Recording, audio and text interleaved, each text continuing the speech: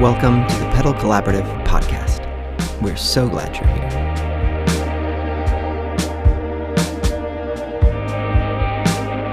Hello, everybody, and welcome back to the Pedal Collaborative podcast. I'm your host, Paul, and I'm here with Alan. Hey. And we're going to be talking signature series today.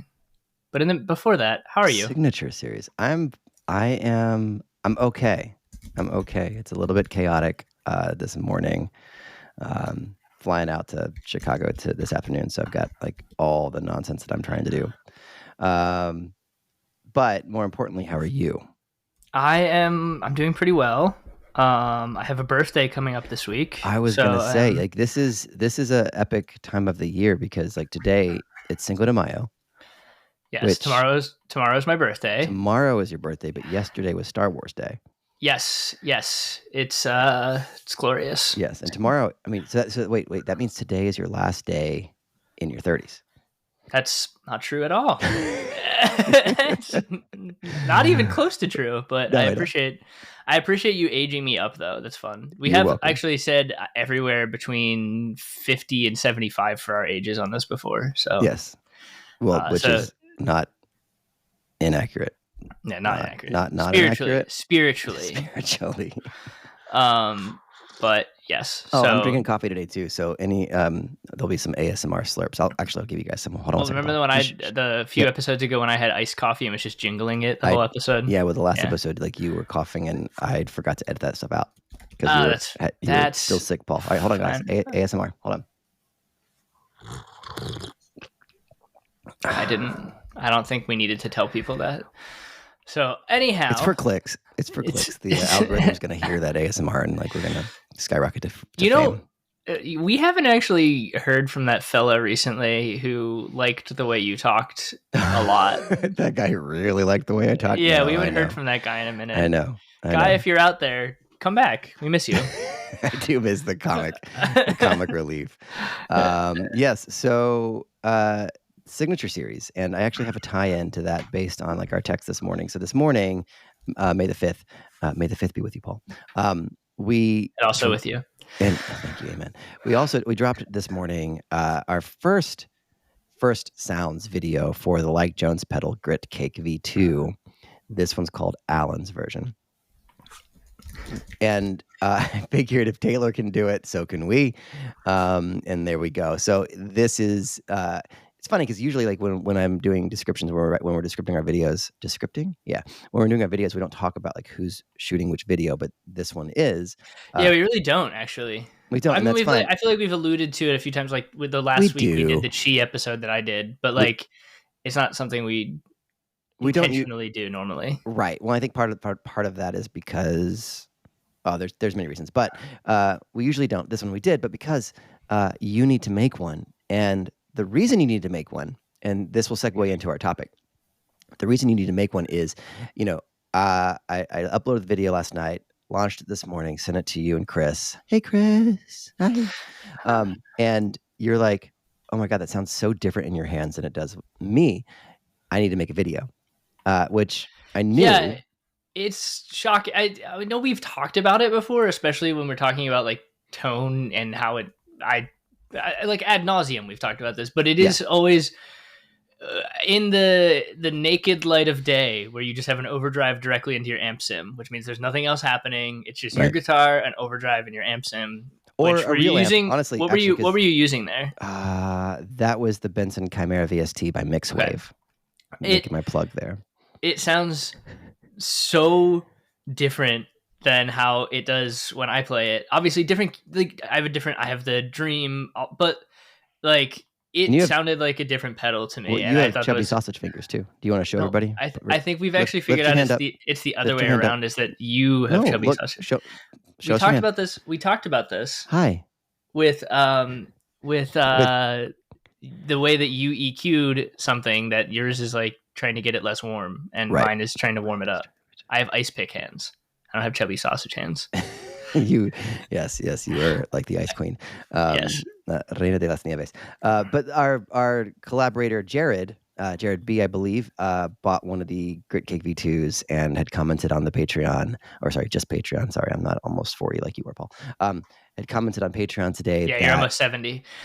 that it sounds great pushing a tube amp. So all that to say is that we need a First Sounds Like Jones pedal Grit Cake V2 Paul's version video.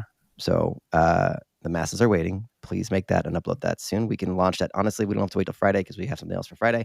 We can launch we don't even know what's gonna, we can launch another video. We can throw it in as a freebie for everybody. So thanks for being on top of our content schedule. But that it brings us into, and I'm sorry, I have a meeting that I have to go, so we have to run through this. No fun today, guys. Alan's not letting us have fun today. I'm not letting anybody talk have really fun. fast. Really, really fast.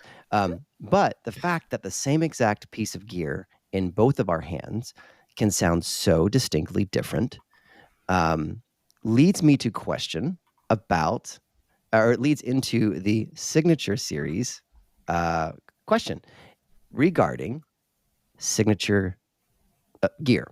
And what people may not know, if they were really, really, really listening to the edit of last week's episode, we chopped this out because I went full on crazy rant. I tried to get you to rein it into somewhere, and we didn't really find that. So I think I can summarize where I think you stand on this, and then we can dig into it a bit. I also think this is where I stand too. So I'm just going to say this. I don't think I like signature series gear as a thing that I would ever buy. Okay. Now, and I feel like you're somewhere on that spectrum as well. I am, and I want to know why for you, and I'll have the why for me as well. So, kind of also riffing off of our last conversation, remembering some of the stuff we did discuss. One, there's usually a premium on price on signature series gear. Mm-hmm. Which for me is like, if I could get a similar thing that doesn't have an artist's name on it, I'll just get the one that doesn't have the artist's name on it. And then the other piece of that is, I think I might have said this on an episode with James Wooten, maybe, or at least we talked about it. But Matt Bellamy from Muse, who we all like as a musician, many years ago, he made his own. It's kind of funny. He made his own guitar that you can actually now buy. But his reasoning for designing his own guitar is he was very keen on not buying a guitar that automatically made him feel like he had to play like a person he associated with it. Yeah. So like in his mind, it was like, if you have a Strat, you think of Stevie Ray Vaughan. If you have an SG, you think of Angus Young. Which is, there are some iconic people that like you associate with a certain guitar type. But it just takes it a whole step further when that person's name is on the headstock, or in the case of a pedal, it's like their name is just like on your pedal, and it's their version of whatever that thing is. Right. Well, I'm putting an asterisk here too, but continue. Well, an asterisk, I think, because there is a difference between a signature model and maybe a collaboration between an artist and a company. Yes. That, to me, it varies a little bit differently, and we joked about it, and yes, we might be referencing some things from the podcast that we edited out last time. So you're like, what in the world? It's inside jokes now. We joked about like the new Like Jones pedals Grit Cake V2 has a clean blend, and for everybody who didn't see it last time because Paul refused to let us do video, I'll show you again. This knob here is the clean blend, as everybody can see right here in my hands, next to Gritty's face. No, Gritty's top face. Of the helmet. Top of the morning. I don't know what that was, but that I think it was based on some conversations that you had with Chris and on our episode that we had with him last year regarding aesthetics. But the whole idea of rolling a clean blend into his hot cake take called Grit Cake. Sorry, the Gritty is the mascot. Yes. Grit Cake is the pedal. But having now this clean blend, which is, I think it's marked on the PCB board that he had made up called the TPC mod. So in some ways it's like a collaborative effort. Not so much where it's like, oh, this is a Like Jones plus TPC pedal, but it was like an inspired thing. It's definitely different, like saying it's the Paul signature, right? Another collaborative effort is, I would say, this kind of skirts the line, but the chi that you mentioned, the Walrus chi, Yeah, that was my asterisk. Is Etherealizer. like Yeah, stuff where it's like it when it's not like, oh, I want a tube screamer, but I want it to be my version of a tube screamer with my specific things that a tube screamer has. But like, I would like to create a new pedal with a company that does a bunch of cool things that no one else has done before. yeah, That's different in my mind than like a signature guitar or a signature series of a thing that is just like it's just their take on a right. thing, basically. I'm trying to think of a signature pedal. My Well, brain is farting off right now. we talked a lot about amps last time too, because there's We like did. amps where I made a statement that was like most signature series amps, you could probably just get like whatever that circuit's based on and find your sound in it without buying like the exact artists. Right. Right.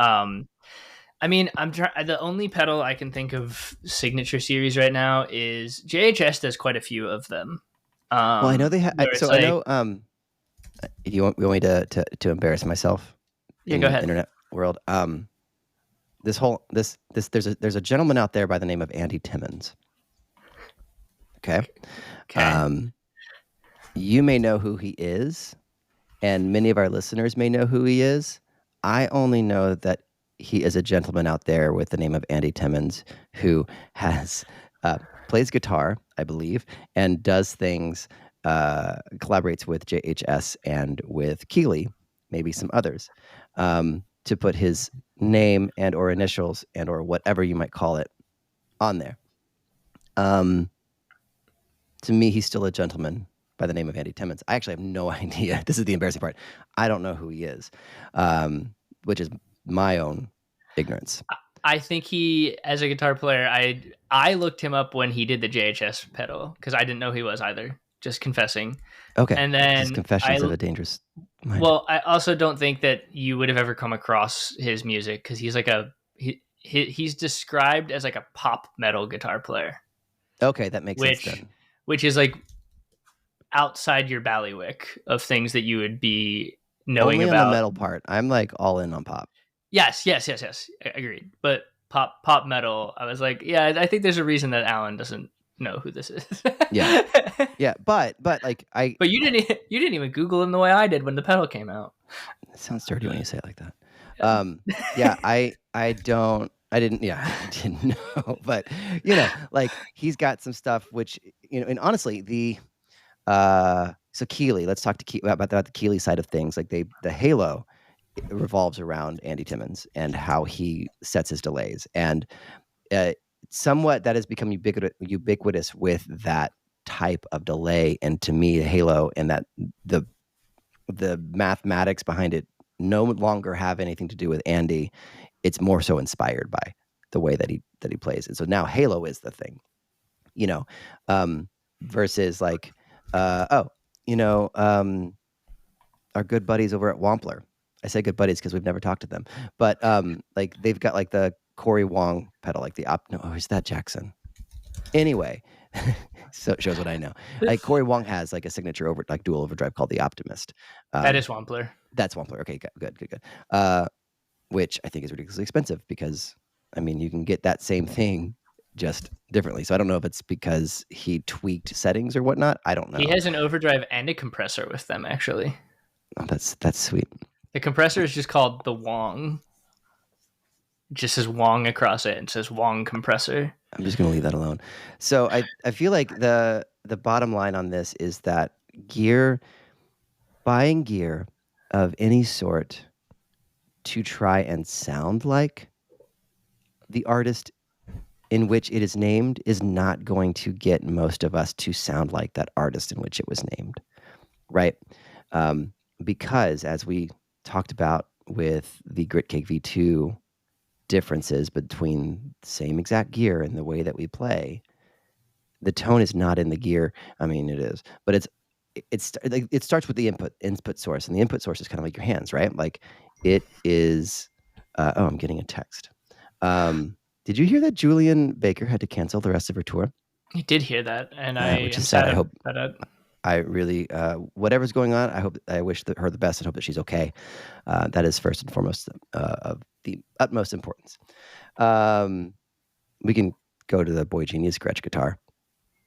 Anyway, Um, brain is firing.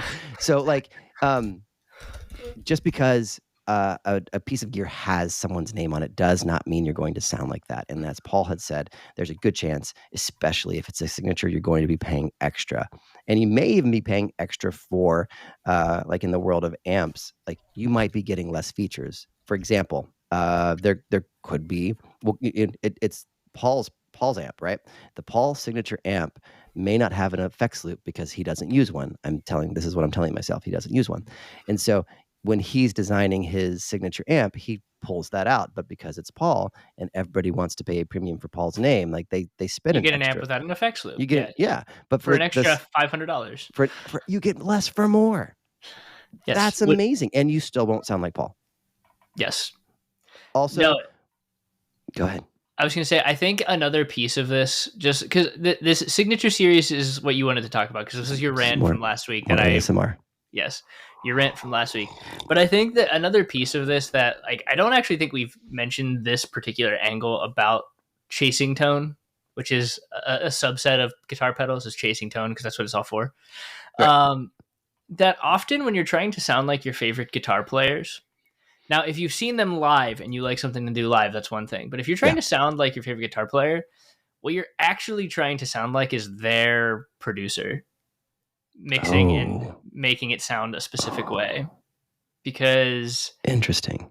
That is just as much a part of it as, well, referencing James Wooten again, we talk with James, pedals don't make a whole lot of a difference live.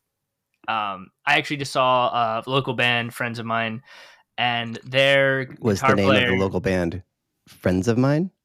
No, they are friends of mine, and they are a local band. Okay. Called Field Trip.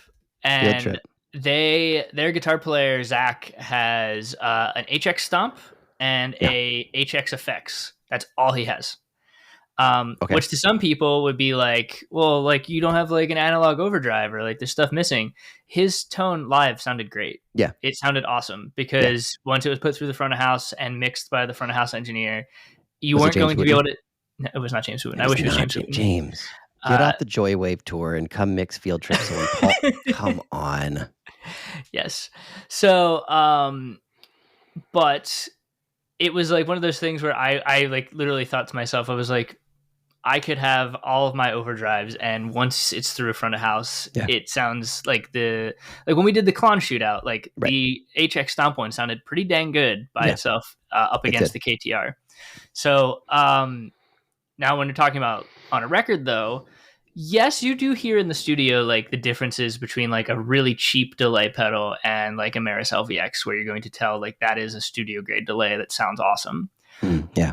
But at the end of the day, how it's mixed and mastered and put together has a lot more to do with the producer and the engineer than it does with the pedals going into it. Right. Which is just another reason that you should find your sound and make it your sound and not try to steal someone else's sound, because it's really hard to do. And there's no fault in chasing after your tone. By all means, we've all done it. We're still doing it. Go for it. Find that thing that makes you happy and makes you say, mistakenly, but makes you say, I'm done. I've got my sound. Just don't spend more, and don't try and sound like somebody else. Be you. Yes. That's the theme of this episode is actually a really pure message of like, you can only be you. There's only one you. Don't try to be somebody else. Yeah. But thank really, God there's only one me. Don't buy signature gear, but also like, I mean, it's even like my own falling prey to this is like, I'll hear someone do something really cool with a pedal, and I'm like, I have to have it, and then I get it, and I can't do the same thing with that pedal. Right. And it's always a bummer because I'm like, I should be able to do the same thing, but it doesn't sound that way in my hands. Great example of this, Omar Rodriguez Lopez from the Mars Volta, who's also played with a ton of other acts. Everything that he does, I have always thought is cool and awesome. And he's a great guitar player. If I bought all the same gear as him, it would not. I have done this. I've got a lot of the things he's had over the years, and I'm like, it's just his brain. His brain maps it differently than mine does, even let alone the hands or the amps or the production. Like, brain mapping is a big part of gear too, where it's like, if your brain doesn't wrap your head around a piece of gear, it doesn't matter how much time you spend on it or what you spent on it. It's not going to work for you the right. same way. Well, I mean, I even remember. I think you were with me at Guitar Center a few years back when I had just left the Chuck Gibson band, and my replacement was like, "Dude, how did you like? What is that like lead that you did? Because I can't figure it out." And it's only because I did the weirdest fingerings that were just made sense to me in the moment. Yep. And but it affected the sound. So yeah. So moral of the story: be you. Be you.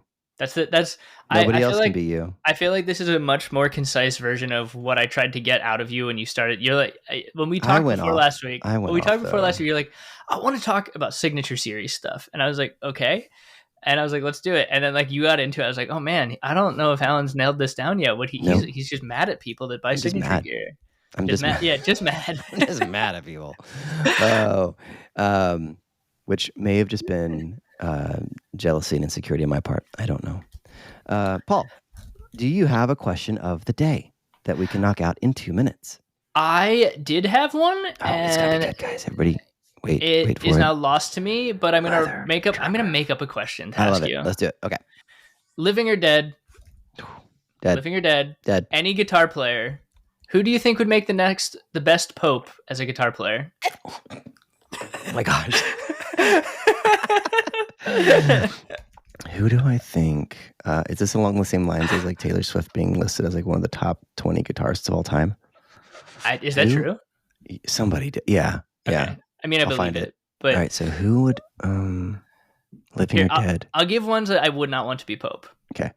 Eric Clapton. Are we basing it off of their personalities or their guitar styles? Holistically, choose your own adventure. Eric Clapton, I don't want to be Pope. My reasoning, not very original. Very, very much is just the first white guy to play blues. So, not very original. And also has horrible views on basically just about everything. So I don't want that guy to be Pope. So does that work for you? Does that work for you there? Does it give you a framework to think about this? Well, maybe a different way, a more inclusive way of saying it would be that he has views that you don't agree with on just about anything. I think it's fairly objective to say, like, when you're really racist openly, as a guy who has also made his career playing with a lot of famous black musicians, that's like objectively horrible and not an opinion. Okay, so universally racism is wrong. We can stand behind that. So Eric Clapton, not a good Pope. Not okay. So X on him. Okay, for me, I'm gonna say Jim Adkins from Jimmy Eat World. Jim Adkins from Jimmy Eat World is Pope. I like that. Pope. He's a killer guitarist. He's way better than you think that he is. Like, because mostly he just does, like until he did the lead in the middle of that the middle of the middle of that album, which is in the middle of their albums, called The Middle. I didn't realize he could play as good as he did, and I was like, I heard that, I'm like, damn. I thought it was the other guy at first, and then like I watched him live, I'm like, oh my god, that's Jim. Yeah, he rips on that song. But also, really quick, great illustration aside. I had Jim Adkins' Signature Series Telecaster. It's a really cool guitar. It doesn't have a bolt-on neck for a Telecaster. It's got P90 semi-hollow. It sounds great. It did not sound like Jim Adkins when I plugged it in. No, because you're not Jim Adkins. Yes. And you're not Pope. The other reason why I would vote for him is, we're not voting. This is not democratic. We're choosing our Pope based on guitar. I met him briefly, and he was one of the kindest, most humble souls that I've met. So I appreciate that in leadership. I like that. Being kind. Okay, mine is... no, you already said Eric Clapton. No, I said that's who I didn't want. Mine, who I want, is... This is a very funny reason. I'm going to say Carlos Santana for 3 reasons. One... Carlos Santana. Okay. Come on, Santana. Colloquialized to the modern man as Santana. Got it. One, Santana 3 is a phenomenal record, and everyone should listen to it if you like experimental guitar playing. 2, he has a very Catholic-coded name. Carlos Santana. Doesn't it sound like a Catholic guy? Sounds really Catholic. I mean, he's Latino, so like that. Yeah, it's kind of, yeah.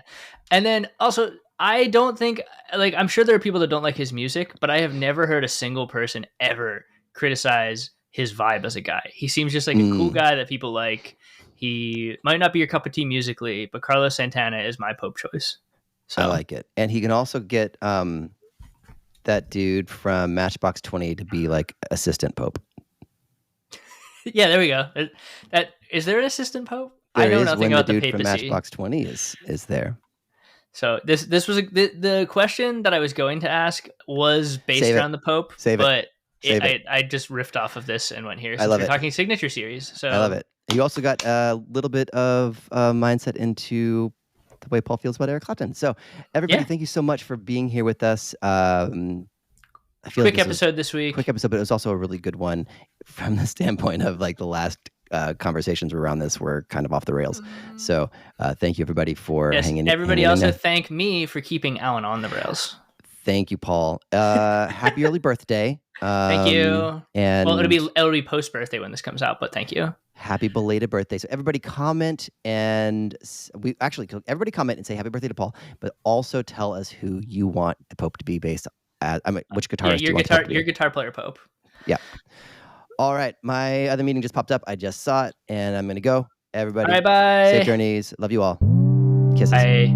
Bye.